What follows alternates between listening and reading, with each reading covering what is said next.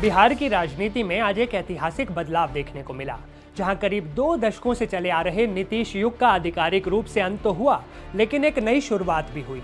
मुख्यमंत्री पद से नीतीश कुमार के इस्तीफे के बाद अब राज्य की कमान सम्राट चौधरी के हाथों में सौंप दी जाएगी। सत्ता के इस बड़े परिवर्तन ने न केवल बिहार के राजनीतिक समीकरणों को पूरी तरह बदल दिया है, बल्कि एक नए नेतृत्व की शुरुआत का संकेत भी दिया है। सम्राट चौधरी का मुख्यमंत्री बनना बिहार में बीजेपी के बढ़ते वर्चस्व और राज्य की सियासत में एक नए अध्याय के आगाज के रूप में देखा जा रहा है।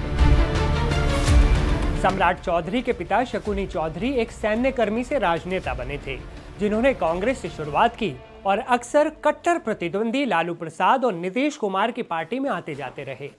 सम्राट चौधरी पहली बार साल 2000 में विधायक बने थे। उन्होंने बिहार के परबत्ता विधानसभा क्षेत्र से आरजेडी के टिकट पर चुनाव जीता था। सम्राट आरजेडी सुप्रीमो की पत्नी राबड़ी देवी के नेतृत्व वाली सरकार में मंत्री भी थे। उस समय उनकी आयु महज 25 साल थी और 2005 में सत्ता से बाहर होने के बाद काफी समय तक पार्टी के साथ वो रहे। सम्राट चौधरी कुशवाहा समाज से आते हैं। उनका जन्म 16 नवंबर 1968 को मुंगेर के लखनपुर गांव में हुआ। सम्राट चौधरी साल 2014 में एक विद्रोही गुट का हिस्सा बनकर जीतन राम मांझी के नेतृत्व वाली जेडीयू सरकार में शामिल हुए थे। हालांकि 3 साल बाद उनका जेडीयू से मोहभंग हो गया और वो बीजेपी में शामिल हो गए। बीजेपी ने कोयरी समाज से जुड़े एक प्रभावशाली नेता के रूप में सम्राट चौधरी की क्षमता को पहचाना और उन्हें आगे भी बढ़ाया। मुख्यमंत्री चेहरे के तौर पर आगे करने के पीछे लव यानी कुर्मी और कुश यानी कुशवाहा ओबीसी वोट बैंक की बड़ी भूमिका मानी जा रही है। पार्टी ने पहले उन्हें बीजेपी की राज्य इकाई का उपाध्यक्ष बनाया और फिर विधान परिषद में भेजा। 2020 के विधानसभा चुनाव में एनडीए की जीत के बाद वे नीतीश कुमार सरकार में मंत्री बने। इसके बाद पिछले साल मार्च में उन्हें लोकसभा सांसद संजय जायसवाल की जगह राज्य की बीजेपी इकाई का यानी राज्य का बीजेपी अध्यक्ष नियुक्त किया गया। सम्राट चौधरी की राजनीतिक पहचान का आधार मुंगेर की वो धरती है, जहां से उनके पिता शकुनी चौधरी ने सत्ता का लंबा सफर तय किया था।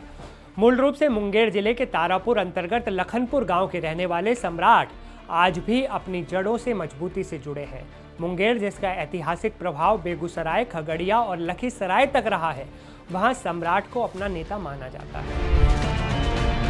बिहार की सत्ता में लवकुश यानी कुर्मी और कोयरी समीकरण हमेशा से निर्णायक रहा है। जहां नीतीश कुमार कुर्मी समाज का प्रतिनिधित्व करते हैं, वहीं सम्राट चौधरी कोयरी यानी कुशवाहा समाज के सबसे प्रखर चेहरे के रूप में उभरे हैं। कभी नीतीश को सत्ता से बेदखल करने के लिए मुरेठा यानी पगड़ी बांधने वाले सम्राट चौधरी आज बीजेपी की ओर से बिहार के मुख्यमंत्री होंगे। 2020 के जनादेश के बाद जब समीकरण बदले तो सम्राट और नीतीश की ये जोड़ी बिहार की राजनीति की धुरी बन गई। भाजपा के लिए सम्राट चौधरी वो चेहरा साबित हुए जिन्होंने न केवल अपने समाज को जोड़ा, बल्कि नीतीश कुमार के भरोसेमंद साथी के रूप में भी खुद को स्थापित किया। सम्राट चौधरी का राजनीतिक ग्राफ पिछले कुछ सालों में जिस तेजी से बढ़ा है, अपने करियर का बड़ा हिस्सा आरजेडी के साथ बिताने और राबड़ी देवी सरकार में मंत्री रहने के बावजूद 2018 में बीजेपी में शामिल होने के बाद उन्होंने पीछे मुड़कर कभी नहीं देखा। बिहार के नए चौधरी के रूप में सम्राट को कैसे देखते हैं? आपको क्या लगता है, क्या होगा बिहार का राजनीतिक भविष्य? अपनी राय हमें कमेंट में जरूर बताइएगा। इस वीडियो में फिलहाल इतना ही। मैं असीम आपसे विदा लेता हूँ, फिर मिलूंगा एक नए वीडियो में एक नए अपडेट के साथ। नमस्कार दोस्तों।